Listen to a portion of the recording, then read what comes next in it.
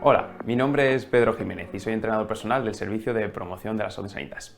Bienvenidos al taller de hoy, donde hablaremos sobre las claves del rendimiento deportivo. El taller tendrá una duración aproximada de unos 25 o 30 minutos. Durante la realización de este podéis ir dejándome las preguntas que os vayan surgiendo clicando en el símbolo de interrogación que aparece en vuestras pantallas. Al finalizar el taller dedicaremos unos minutos a contestar algunas de ellas. También recordad que podéis descargaros un resumen con el contenido del taller clicando en el simbolito que es como un folio y estamos seguros que ese documento será de utilidad para visionarlo una vez que haya finalizado este taller. Ahora sí, empezamos. Dentro del rendimiento deportivo existen diferentes factores que nos ayudarán a mejorarlo. Para que el aprendizaje del taller sea de la forma más correcta posible, hemos estructurado el taller de la siguiente manera. Comenzaremos definiendo cuál es el rendimiento deportivo, nos centraremos luego en la condición física como una de las variantes más importantes de cara a la mejora del rendimiento deportivo, centrados obviamente en el mundo del entrenamiento. Veremos diferentes tipos de entrenamiento, cuáles pueden ser unos factores determinantes a la hora de sacar el máximo partido y terminaremos con unas propuestas prácticas para llevar, como digo, la teoría a la práctica. Teniendo claro esto, vamos con ello. El rendimiento deportivo lo podemos describir como el resultado que obtiene el deportista a través del trabajo físico y mental desarrollado durante el entrenamiento y la competición. Dicho esto, lo que vamos haciendo cuando entrenamos y competimos es adaptarnos para sacar el máximo partido a nuestro evento deportivo, sea las características del deporte que sean. ¿Por qué? Porque nuestro cuerpo siempre lo que busca es adaptarse. ¿Qué hace calor? Se intenta adaptar al calor. ¿Qué hace frío? Pues se intenta adaptar al frío. ¿Necesito ser más fuerte? Pues intenta ser más fuerte. ¿Más rápido? Más rápido. En definitiva, por su propia característica de supervivencia, lo que hace es adaptarse al entorno y a las situaciones a las que le vamos comprometiendo. Y de ahí viene precisamente el principio de supercompensación. El principio de supercompensación lo podríamos definir de la siguiente manera, y es cuando tú empiezas a hacer una actividad, el deporte que practiquemos, partimos desde esta base. Con el entrenamiento realmente lo que estamos buscando es darle tal estímulo a nuestro cuerpo para dañarle un poco y ponerle en un compromiso. Entonces, y hemos partido de aquí, bajaremos un poquito. ¿Qué pasa? Con un correcto descanso y una buena alimentación, si habíamos partido de aquí, hemos llegado aquí después del entrenamiento, pues esto se verá aumentado. Por eso es muy importante que la intensidad que le metamos y los estímulos que le metamos a nuestro cuerpo sean lo mínimamente intensos para que, como digo, dañemos un poco nuestro cuerpo y con un correcto descanso, con una correcta alimentación, nuestro cuerpo diga, oye, que la próxima vez que me pida esto, yo tengo que dárselo, porque si no, no sobrevivo, ¿no? Por lo que he dicho antes, es un principio de supervivencia. Y por eso el cuerpo se adapta y progresa. Por tanto, fundamental meter una correcta intensidad a los entrenamientos y al ejercicio que planteemos. Teniendo claro esto, vamos a ver factores que intervienen dentro del rendimiento. Tenemos algunos que son individuales, pues por ejemplo, edad, sexo, altura, peso, composición corporal, habilidades técnico-tácticas, y de ahí tenemos también colectivas, que dentro de colectivas tenemos el clima, las zapatillas, la vestimenta, las características de nuestro deporte, el público. Tenemos que saber que no todas las habilidades individuales son variables, ni todas las colectivas invariables. Por ejemplo, variables, pues tenemos nuestra composición corporal, nuestras habilidades técnico-tácticas, nuestra vestimenta o también el calzado. Sin embargo, otras invariables, pues la edad, la altura, las características de nuestro deporte o el lugar donde se juega. Sí que es verdad que en este caso, depende de la disciplina, pues puede verse afectado, digamos, el pavimento, por ejemplo, tenis, que existen diferentes tipos de pistas, pero las características del deporte serían las mismas. Dicho esto, debemos habituarnos a estos factores e intentar adaptarnos vuelvo a la diapositiva anterior, ¿no? Por eso, para sacar el máximo rendimiento. Por ejemplo, si somos una persona que vive a 600 metros de altura y tiene una competición a 2000, si no estamos acostumbrados a entrenar a 2000, no vamos a hacer estas adaptaciones, estas mejoras, para que el día que tengamos que competir, sacar el máximo rendimiento. Seguramente incluso nuestro rendimiento se va mermado. Sin embargo, si somos una persona que va a competir a 2000 metros de altura y ya está acostumbrada a vivir a 2000 metros de altura, pues seguramente pueda rendir al máximo. Incluso si baja la altitud, pues podrá rendir mucho mejor todavía. Por tanto, independientemente de que los factores sean individuales o colectivos, todos los variables tenemos que intentar adaptarlos para sacar el máximo partido de ellos. Dicho esto, pues vamos a centrarnos en ese factor variable más importante y en el que más podemos sacar partido a través del entrenamiento, que sería la condición física. Dentro de la condición física encontramos las capacidades o las cualidades físicas básicas, que son la flexibilidad, la velocidad, la resistencia y la fuerza. A estas nos hemos permitido el gusto de añadir la coordinación neuromuscular. Aunque ahora las vayamos a ver por separado, debemos tener en cuenta que todas están relacionadas entre sí y que no podemos separar las unas de las otras. La flexibilidad la podríamos definir como la capacidad que tenemos de realizar y mantener una gran amplitud articular, ya sea por una articulación o un sistema de articulaciones. Cuando pensamos en flexibilidad, siempre nos viene a la cabeza pues deportes como la gimnasia rítmica o la gimnasia artística. La velocidad la podemos definir como el resultado que se obtiene a través de la realización de un ejercicio en el tiempo intervenido para la realización o la ejecución de este ejercicio. Cuando pensamos en deportes de velocidad, pues siempre nos viene a la cabeza, en el caso del atletismo, los 100 metros lisos o en el caso de la natación, los 50 metros. Por otro lado tenemos la resistencia. La resistencia es la capacidad que tenemos de realizar y mantener una acción durante un tiempo determinado. Muchas veces, erróneamente, cuando pensamos en resistencia siempre se nos viene a la cabeza pues un maratoniano o una persona que corre 10.000 metros. Y no tenemos que estar media hora o una hora o 5 horas haciendo una actividad para que se considere resistencia. 5 minutos haciendo una actividad, manteniendo esa acción, la podríamos considerar perfectamente como resistencia. Por último, de las cualidades físicas básicas y no menos importantes sería la fuerza. La fuerza es la capacidad que tenemos para tolerar o vencer una resistencia. Esta, de hecho, es la capacidad más importante de todas y ahora os pondré unos ejemplos en los que os demostraré por qué. A esta le hemos añadido la coordinación neuromuscular. La coordinación neuromuscular es la cualidad que permite la unión de las diferentes capacidades físicas básicas de una forma ordenada, inteligente y eficaz para la consecución de un objetivo. Por ejemplo, os pongo un ejemplo visual. Imaginemos pues, un jugador de pádel, como estamos viendo en la imagen, o un lanzador de jabalina, o un boxeador. Todas estas acciones se realizan con la mano, pero aunque la ejecución del movimiento lo hagamos con la mano, el movimiento de esta acción normalmente parte de los pies y normalmente encima en dirección oblicua. En este caso, si lo hacemos con la mano derecha, normalmente el movimiento parte en el pie izquierdo y se va haciendo una transferencia de fuerzas hasta que hacemos la ejecución con la mano derecha. Como he dicho, os iba a poner unos ejemplos de por qué la fuerza es la capacidad más importante de todas. Y es que en la mayoría de deportes, independientemente de las características de estos, las personas que suelen ganar suelen ser las personas que son más fuertes.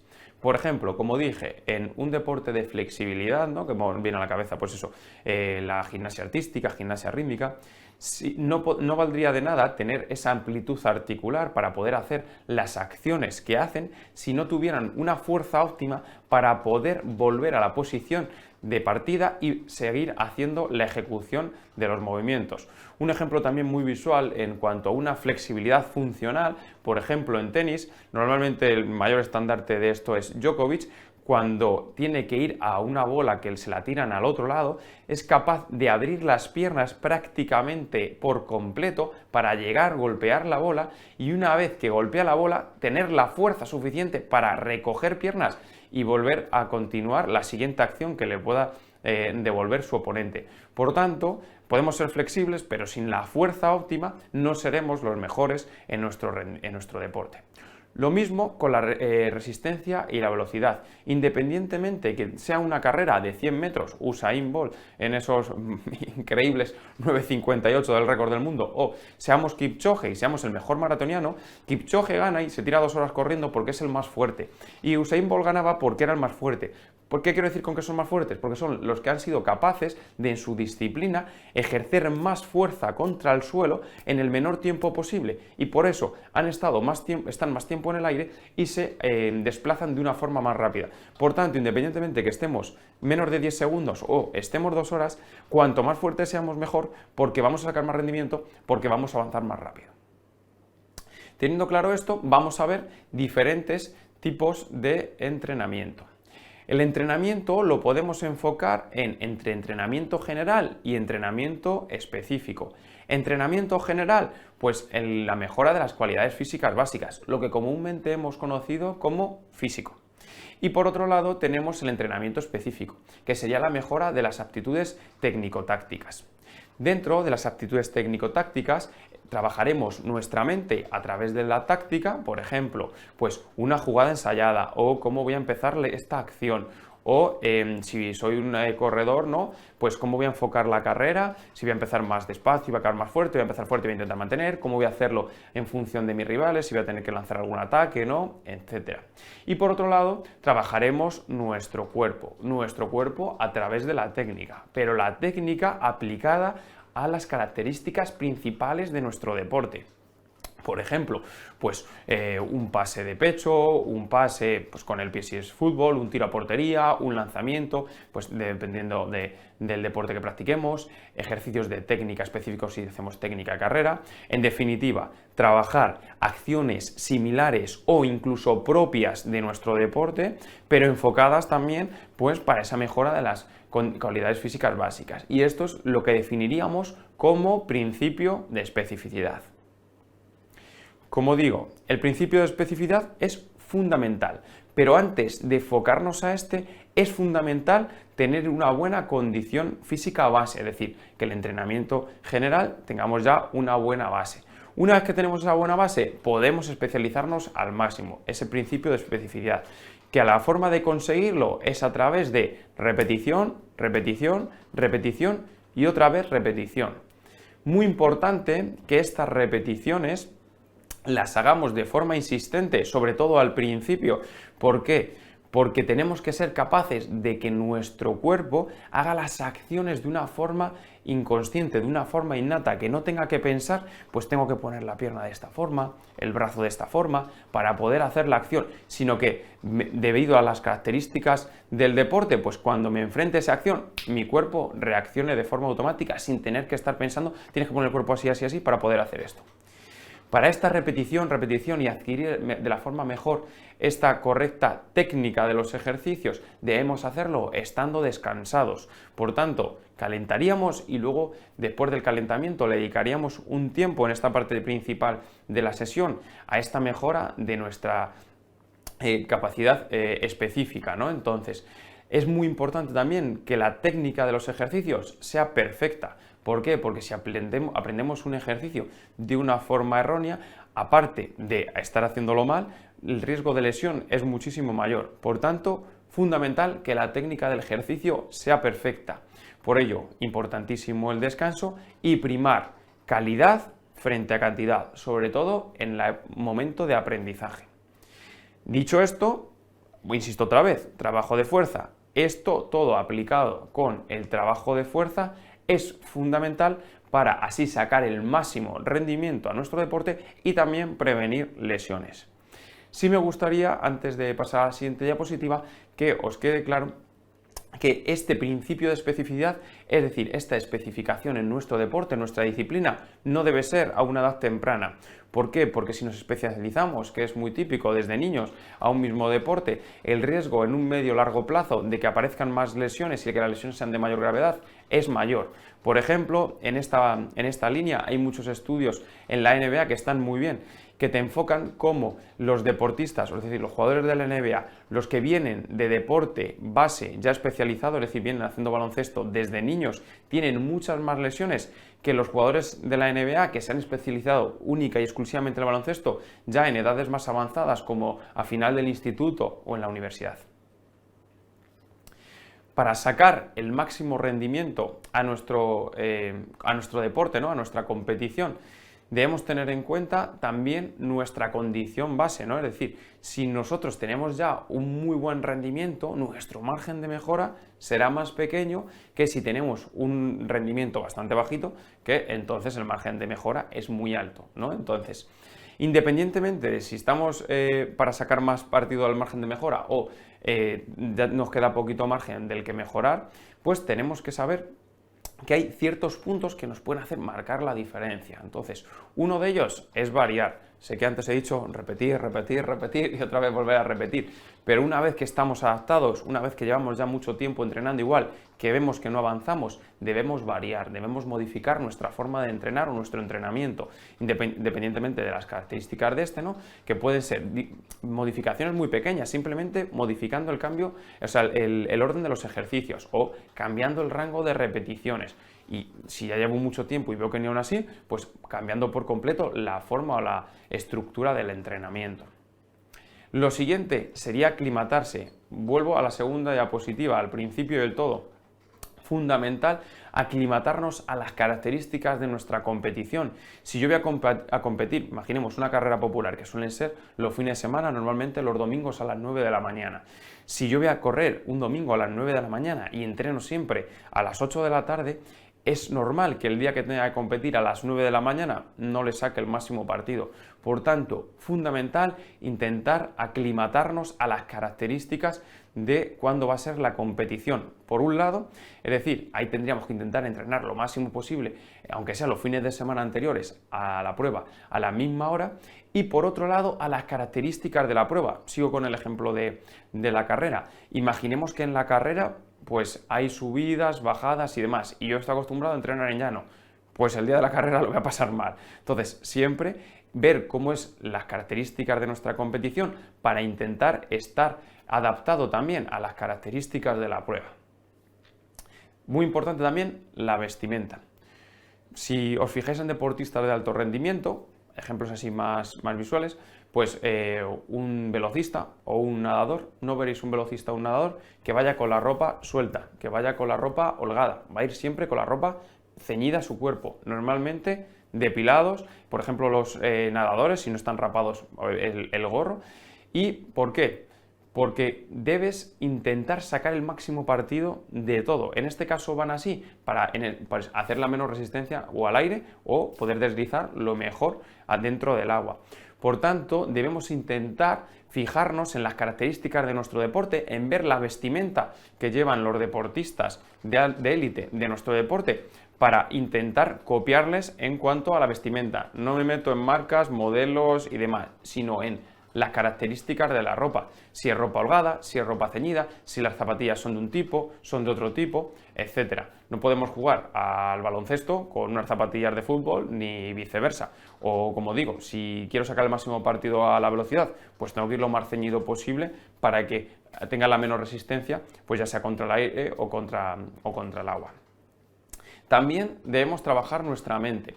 Fundamental trabajar nuestra personalidad y cómo debemos enfocar y trabajar cómo afrontar las competiciones, cómo gestiono el estrés y demás.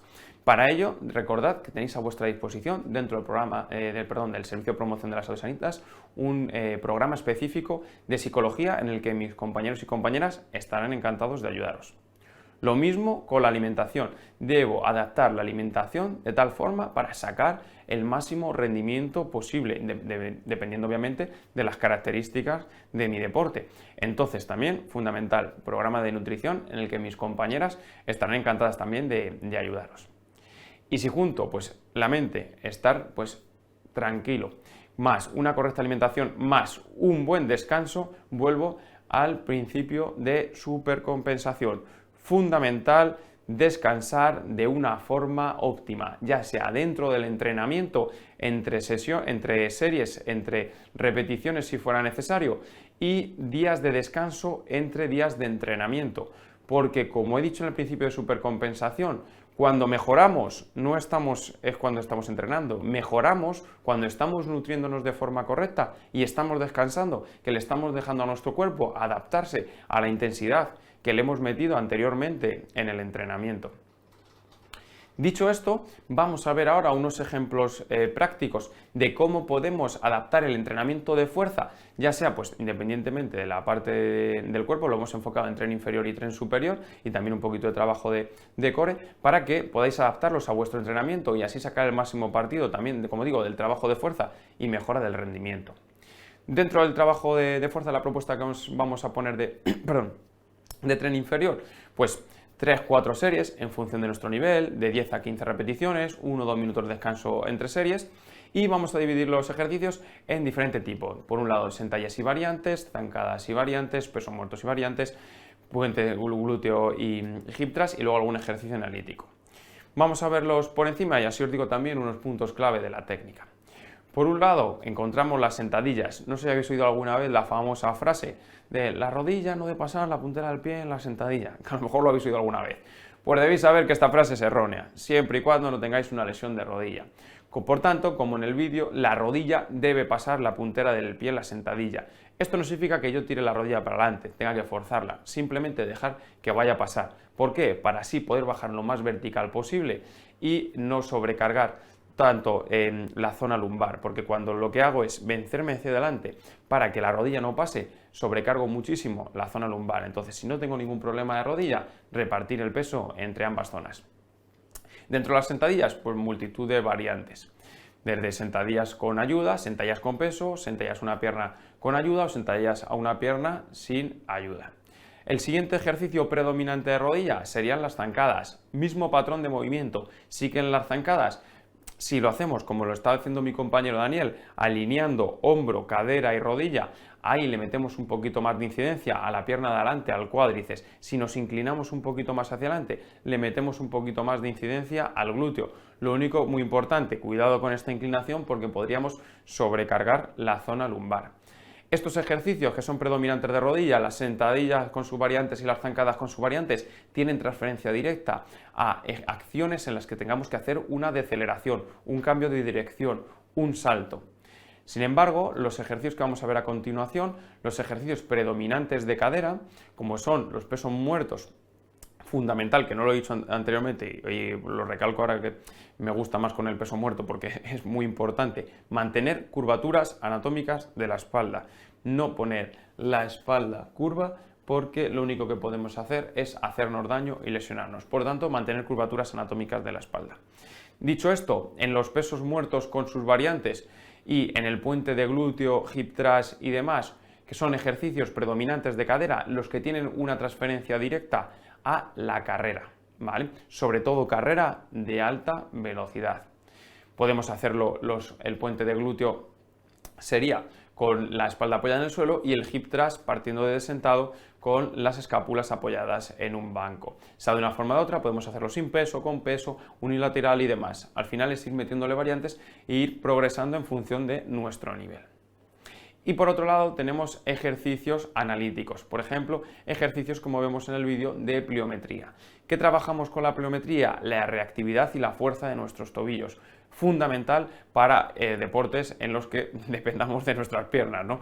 Ya sea correr, saltar, girar, además de tener fuerza de los tobillos para que imaginemos, muy habitual cuando caemos en deportes como baloncesto, que muchas veces caemos destabilizados por un impacto y demás, o en el fútbol, no hacernos un esguince, que no se nos tuerza el tobillo al caer. Entonces, fundamental también ejercicios de pliometría que son sobre todo de reactividad de tobillos para sacar el máximo rendimiento y no lesionarnos así nuestros tobillos. Vamos a ver ahora los ejercicios de tren superior. Mismo patrón, 3-4 series, 10-15 repeticiones por serie y 1-2 minutos. Aquí diferenciamos entre empujes verticales, empujes horizontales, tracciones verticales, tracciones horizontales y ejercicios analíticos. De cara a los ejercicios de empuje, pues muy importante, tienden a lesionar bastante los hombros, entonces ya sea un press militar, como estamos viendo arriba, muy importante que nuestro codo parta siempre adelantado al hombro, ¿vale? Que la posición de inicio no sea ahí, sino que estemos aquí, Fundamental, como digo, no hacerlo así, sino que el codo esté ligeramente adelantado. ¿Por qué veremos que todo el mundo lo hace así? Porque se mueve más peso. Y como se mueve más peso, pues todo el mundo por el mismo camino. Pero así sería lesivo para el hombro, no es el movimiento funcional de este. Entonces, ¿cuál sería el movimiento funcional? Pues como si quisiéramos cambiar una bombilla, coger algo por encima de nuestra cabeza, ese movimiento natural de subir el brazo por encima de la cabeza con peso en la mano. No hace falta que estemos aquí, podemos estar aquí bien abiertos, pero no estamos en el plano que os he comentado, siempre por delante codo, por delante del hombro, plano escapular. En el caso de las flexiones también tienden a lesionar los hombros, por tanto, fundamental, ángulo de la axila 45-60 grados, no 90, como podemos ver en el vídeo, y retracción escapular, juntar nuestras escápulas. Cuando junto mis escápulas me da la retracción escapular, como veis, la mano me queda justo por debajo de la línea del pectoral. Dicho de otro modo, ¿qué hago el press banca con barra con mancuernas? Aquí, a la altura del pecho. ¿Qué hago unas flexiones como está haciendo mi compañero Jesús? Pues el pecho me queda por encima de las manos. Para eso, que el ancho de las manos no sea muy abierto, no sea más de 1,5 veces el ancho de los hombros y que nuestro antebrazo siempre esté, cuando hacemos un empuje, perpendicular al punto donde ejercemos la fuerza. Los ejercicios de empuje pues tienen transferencia directa a los empujes verticales, por ejemplo, un bailarín, un patinador, cuando tiene que coger a su pareja por encima de la cabeza. Un empuje horizontal, pues un pase de pecho, un puñetazo, entre otras. Con respecto a los ejercicios de tracción, pues igual tenemos tracciones verticales y tracciones horizontales. Fundamental que ya sea una tracción vertical o una horizontal, el movimiento parta del codo.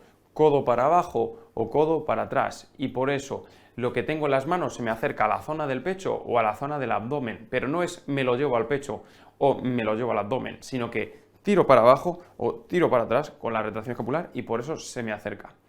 Ejercicios de tracción vertical, pues un escalador, un ejemplo clarísimo, o una carrera de obstáculos, que hay muchos ejercicios, normalmente muchas pruebas que tenemos que hacer tracciones verticales. Una tracción horizontal, un remero o un judoka, que tienen que traccionar ya sea uno del remo o otro de su oponente para poder vencerle. Ejercicios analíticos de brazo, pues por ejemplo tenemos un tríceps tras nuca que tiene transferencia directa a un remate de voleibol o el armado similar también al armado de un lanzamiento. Por tanto, también hacer ejercicios lo más similares a nuestras acciones deportivas, pero en este caso, aunque sea trabajo de fuerza. Y por último, en cuanto a trabajo abdominal, encontramos diferentes tipos de propuestas abdominales, miles de ejercicios y demás. A nosotros los que más nos gusta sería esta, los ejercicios antiflexión, los ejercicios anti-extensión y anti-rotación. Dentro de los ejercicios anti encontramos los antiflexión, que son la plancha con sus variantes, personas que tengan menos capacidad de hacer este ejercicio, pues pueden hacerlo apoyando rodillas o apoyando los antebrazos en un sitio elevado. Las personas que tengan un poquito más de fuerza, pues pueden hacerlo en el suelo con antebrazos o manos. De aquí, 1000 variantes. Importante contraer fuerte el abdomen y el glúteo y no mirar al frente, que es un error bastante habitual y tensamos bastante nuestras cervicales. Luego tenemos la plancha lateral, que sería antiflexión. Mismo patrón, intentar estar lo más arriba posible manteniendo la posición y no más de 30 segundos. Si 30 segundos es un ejercicio que busca la estabilidad, con lo cual, si con 30 segundos he sido capaz de aguantarlos bien, lo que tengo que hacer es meterle una complicación, no estar más tiempo. Por otro lado, tenemos los ejercicios antirrotación, en los que buscamos evitar la rotación de nuestro tronco. Para esto, por ejemplo, estamos viendo un press Palov. Importante en este ejercicio, a mí personalmente, como la fuerza te viene de un lado, coger la agarradera con la mano del lado opuesto y luego redondear con la que te queda, para intentar quitarle un poquito de activación al pectoral, porque si no, si te viene por el lado izquierdo y la cojo con la mano izquierda, voy a notar bastante mi pectoral izquierdo. Sin embargo, si lo hago de la otra forma, voy a quitar un poquito más de tensión al pectoral y voy a notar un poquito más la musculatura oblicua. Y los últimos ejercicios de los antiflexión y antirrotación serían los antiextensión, en los que buscamos que no se produzca una hiperlordosis lumbar y una extensión máxima de columna. ¿Vale? Entonces, fundamental con estos ejercicios, igual como con los ejercicios antiflexión, contraer fuerte el abdomen, contraer fuerte el glúteo y no llegar a más lejos que el punto que puedo. Por ejemplo, un ejercicio muy bueno para esto sería el rollout con un TRX o con la famosa rueda abdominal, que muchas veces cuando lo hacemos se nos hunde la cadera, se nos hace una hiperlordosis lumbar, pues evitamos que esto se produzca. Igual con el vídeo que estamos viendo de mi compañero Jesús, con el Bear Dog. Fundamental que cuando hagamos el ejercicio no notemos que estamos haciendo una hiperlordosis lumbar y que nos duela el lumbar. Si nos duele el lumbar cuando hacemos trabajo abdominal, claramente estamos haciendo la posición no es la correcta o ya estamos tan fatigados que hemos perdido también, como digo, la posición y es la musculatura lumbar la que se está llevando toda la sobrecarga y la musculatura abdominal y el glúteo no están ejerciendo su función. Teniendo claras estas propuestas, independientemente del deporte que practiquemos y de la parte del cuerpo que queramos mejorar, debemos saber que al final no dejan de ser propuestas y que si tenemos algún tipo de patología debemos adaptarlas a esta independientemente de nuestra condición física. Por ello recordad que tenéis a vuestra disposición el equipo de entrenadores personales del Servicio de Promoción de la Salud Sanitas en el que estaremos encantados de ayudarlos a adaptar vuestro entrenamiento a vuestras características.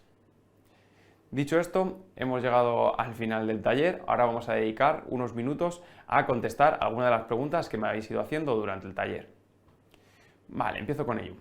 ¿Cuántos días a la semana se recomienda no hacer ejercicio para ese descanso que comentas? Dependerá todo de cómo vienes entrenando, tu deporte y demás. Por ejemplo, si tú entrenas todos los días lo mismo, no podrías. ¿Por qué? Porque no le dejas a tu cuerpo recuperarte. Pero si, por ejemplo, pongo un ejemplo con el trabajo de fuerza, si yo entreno un día torso, es decir, un día el tren superior y otro día el tren inferior, puedo entrenar los días consecutivos. Pero si voy a entrenar los 2 días tren superior, no debería entrenar 2 días seguidos, porque no le dejo a mi cuerpo descansar y por tanto no le estoy dejando hacer ese principio de supercompensación que he comentado, que es que con el descanso y la alimentación mi cuerpo se recupera para poder enfocar la próxima vez que le meta a ese estímulo de una forma más óptima. Por tanto, depende un poco de los días, que el deporte que practiques, la disponibilidad y demás. Es que así tan general me es imposible meterme más en detalle. Vale, en cuanto a la alimentación, ¿qué recomiendas comer antes o después del entrenamiento? A ver, esa pregunta tendría que ser para las compañeras del programa de nutrición. Todo depende de cuándo vamos a entrenar, es decir, si es con una finalidad, por ejemplo, de pérdida de peso, que muchas veces se habla de entrenar en ayuno y demás, no tiene ningún tipo de relación entrenar en ayunas o habiendo comido para perder más o menos peso, es decir, no hay diferencia. Sí que te diría que lo marca más la digestión. Si vamos a comer y nada más comer, entrenar, pues yo te diría que en este caso entonces entrenes y luego comas. Si vas a dejar tranquilamente 1 hora y media, 2 horas para hacer la digestión y tal, pues podrías entrenar normal. También si sabes que vas a entrenar relativamente cerca de la comida, no meter una comida muy copiosa, una digestión muy difícil. Yo sobre todo ahí me centraría en cuanto a la comodidad estomacal. Pero como digo, tiene que ser una pregunta para las compañeras de nutrición. Vale, hago telas, pole dance y aro y lo que más me falta es la fuerza de los brazos. ¿Qué ejercicios me irían mejor? Pues en este caso, ejercicios de tracción. Ejercicios de tracción vertical, tracción horizontal y ejercicios incluso analíticos de brazo. Te irían muy bien para estas disciplinas que practicas.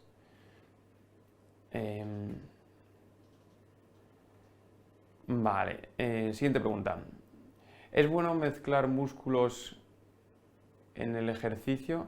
Me explico. Puedo entrenar en triseries, pecho, bíceps, sentadillas, por ejemplo, y hacer 4 series y descansar 1 minuto.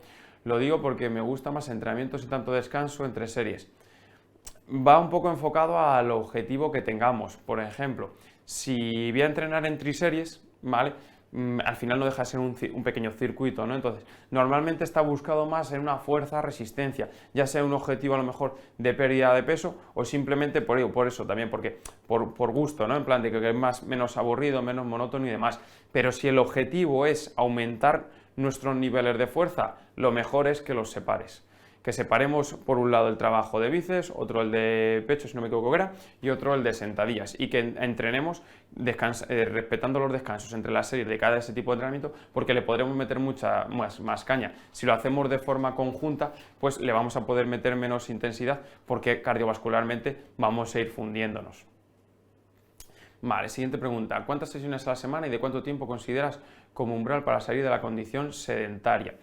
Vale, pues para esto me guío en la OMS, ¿vale? La Organización Mundial de la Salud. La Organización Mundial de la Salud recomienda de actividad cardiovascular entre 150 y 300 minutos a una intensidad moderada. Si la actividad cardiovascular es una intensidad alta, pues entre 75 y 150 minutos. Aquí estaríamos hablando, pues, unos 3 días a la semana, unos 50 minutos si es a una intensidad media. Puedes salir a caminar, pero a un ritmo majo.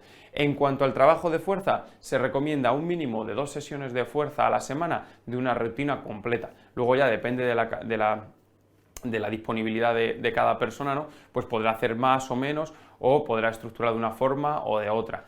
Pero mínimo como 3 veces a la semana de 1 hora de actividad cardiovascular y 2 sesiones de fuerza también de ejercicios globales en los que trabajes tanto el tren superior como el tren inferior para así pues sacarle el máximo partido en el menos tiempo posible. Vale, ¿cómo puedo compaginar running con otra rutina? Que no me perjudique los lumbares. Los lumbares, si tienes fuerte tu zona del core, deberían aguantar aunque corras. ¿Vale? Partiendo de ahí, fundamental para mejorar en el running, por un lado, ejercicios de técnica específico de carrera, ¿vale? Fundamental. Esta técnica de carrera, a ser posible, un poco de calentamiento, técnica carrera y luego hago la sesión que tenga pensado hacer o programada de carrera, ¿vale? Partiendo de ahí. Con 3 veces a la semana de carrera iríamos de sobra, incluso con 2, ¿vale? Entonces, ahí yo metería trabajo específico, tanto del tren superior como del tren inferior. Puntos a tener en cuenta de cara a meter este trabajo extra, no metas trabajo de fuerza antes del día de carrera, es decir, es mejor que hagas la carrera y hagas el día siguiente la fuerza que metas hoy fuerza y mañana hagas carrera y tengas muchas agujetas y el día de la carrera se vea totalmente mermado. Entonces, si puedes dejar incluso días de descanso entre medias, muchísimo mejor. Como digo, incluso con lo de la OMS, aquí también nos vale 2 veces de fuerza a la semana y 2, 3 de carrera, iríamos suficiente. Y al final también escuchar nuestro cuerpo. Si tu cuerpo te está diciendo, hoy mejor descansa, que no estoy del todo, pues ese día hago otra actividad, algo liviano, simplemente me doy un paseo y ya al día siguiente, cuando ya estoy recuperado, le podré meter más caña. Vale, respondemos una pregunta más. Entreno 5 y 6 veces semana. ¿Cuántos de ellos deberían ser más de fuerza y cuántos más de cardio? Soy mujer de unos 30 años, busco estar en forma y definida. Para estar definida, por un lado, fundamental la alimentación, ¿vale? De nada sirve entrenar si no llevo una correcta alimentación, porque a nivel de composición corporal no vea muchos cambios o posiblemente no vea siquiera cambios, ¿vale? Me voy a encontrar mejor, más fuerte, más todo, pero a nivel de cambio de composición corporal, fundamental compaginar. En este caso, si queremos estar más definida, con lo cual tenemos que bajar el porcentaje de grasa, pues tener un déficit calórico que podemos conseguirlo de una forma más óptima a través del ejercicio. Si entrenas 6 veces en semana, yo enfocaría en este caso, pues 3-4 días de fuerza, en función de son 5 o 6, y 1 o 2 de cardio. ¿Me iría lo mejor? Pues si son 6, 4 de fuerza y 2 de cardio. ¿Por qué? Porque un error muy habitual cuando queremos bajar de peso, estar más definido y más, es hacer mucho cardio y olvidarnos de la fuerza. Y como dije al principio, el cuerpo busca sobrevivir. Entonces, si yo tengo X niveles de masa muscular y estoy bajando de peso, es decir, estoy en un déficit calórico, mi cuerpo busca sobrevivir y va a quitarse lo que no necesite. Entonces, si dejo de hacer trabajo de fuerza y solo me enfoco al cardio, mi cuerpo dice, ¿para qué voy a mantener este músculo si ya no le necesito?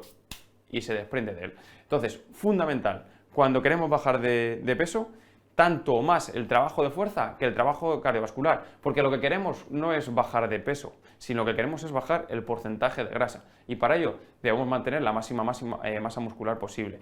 Por tanto, yo te diría 3-4 de fuerza, un par de cardio.